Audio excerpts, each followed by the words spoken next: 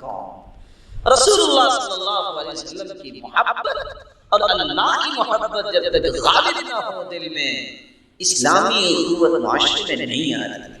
اس لیے رسول اللہ صلی اللہ علیہ وسلم نے فرمایا تھا ثلاث من كن فيه وجد بهن حلاوة الإيمان أن يكون الله ورسوله أحب إليه مما سواهما وأن يحب المرء لا يحبه إلا لله وأن يكره أن يعود في الكفر بعد إذ أنقذه الله منه كما يكره أن يقذف في النار۔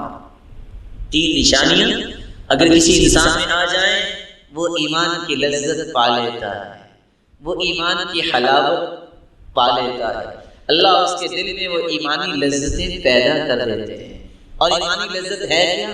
ہر وقت دل میں خوشی، ہر وقت سکون، ہر وقت اللہ سے تعلق، ہر وقت جنت سامنے ہے کہ مجھے یہ جنت ملنے والی ہے، ہر وقت نیکی کے لیے تیار، ہر وقت برائی سے دور رہنے کی خواہش، یہ ایمانی لذت ہے۔ ملے گی کس کو؟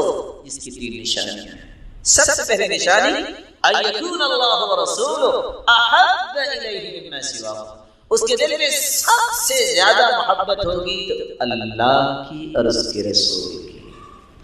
ان دو محبتوں کے بعد وہ دل میں جگہ نہیں رکھتا۔ دوسری نشانی وَيُحِبَّ الْمَرْءَ لَا يُحِبُّهُ إِلَّا لِلَّهِ، کسی سے تعلق، کسی سے محبت، احترام، اکرام کس وجہ سے؟ اللہ راضی ہو جائے۔ تیسری نشانی وَأَن يَكْرَهَ أَن يَعُودَ فِي الْكُفْرِ بَعْدَ إِذْ أَنْقَذَهُ اللَّهُ مِنْهُ كَمَا يَكْرَهُ أَن يُقْذَفَ فِي النَّارِ۔ ایمان مل جانے کے بعد، اسلام کی نعمت مل جانے کے بعد، قرآن پڑھ لینے کے بعد، حدیث سمجھ لینے کے بعد، ان دونوں کو چھوڑ کے کسی اور پہلو کی طرف جانے کو اتنا ہی ناپسند کرے جتنا وہ آگ میں گرنے کو ناپسند سمجھتا ہے۔